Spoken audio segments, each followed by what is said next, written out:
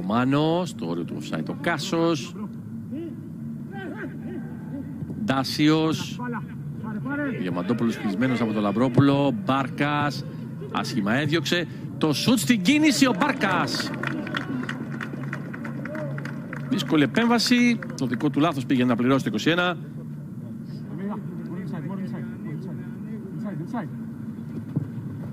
Το κονέ εκτέλεσε, ο Μπάρκας δεν βγήκε. Γιώχανσον διώχνει. Πορτουλίδης έκανε σέντρα για την κεφαλιά του Ντάσιου. Η δεύτερη στα δίχτυα. 0-1 το προβάδισμα με Διαμαντόπουλο.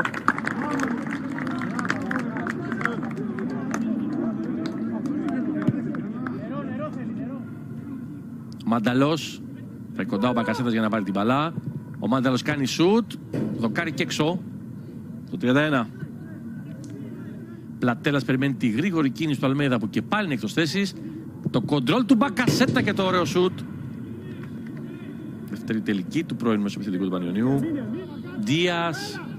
Αφήνει όλο το διάδρομο Πλατέλας. Σέντρα για τον Μάνταλο. Ο Χιώτης περιμένει και μπλοκάρει στο 36. Είτε τώρα δίπλα στο Γιώχανσον. Είναι 4 παίκτες της ΑΕΚ. Πάσα του Μάνταλου. Πλατέλα στο σουτ δοκάρι.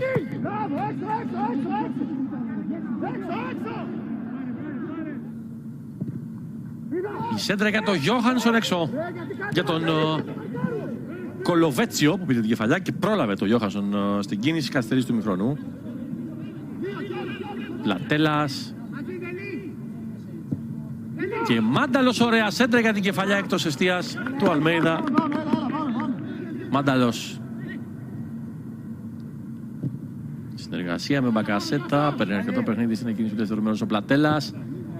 Έκανε σέντρα καλή για την κεφαλιά του Μάνταλου. Κόρνερ ο Χιώτης στο 49. Κίνηση του Κάσου. Έχασε ο Στεργίδης. Πάνος. Ουσιαστικά αλλάζει από όλα σε όλη τη δεξιά.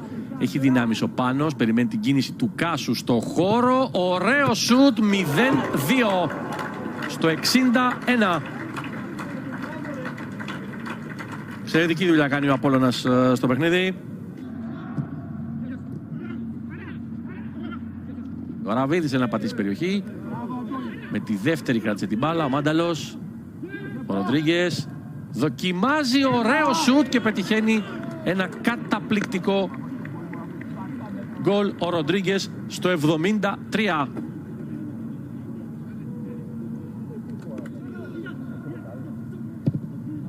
Δίας στη σέντρα. Αραβίδη στο κοντρόλ. Και στην κίνηση ο Μπακάκης έξω.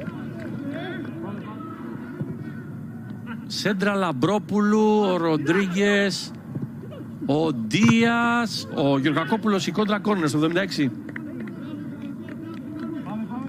Στεργίδης, συνεργασία με τον Κάσο, τον έχασε ο Τζανετόπουλος.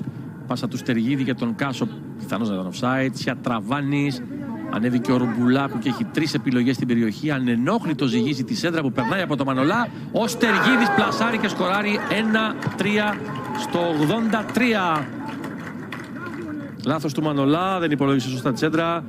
Ο Απόλλωνας κάνει 2 φάσεις για ισάριθμα τέρματα στο δεύτερο ημίχρονο.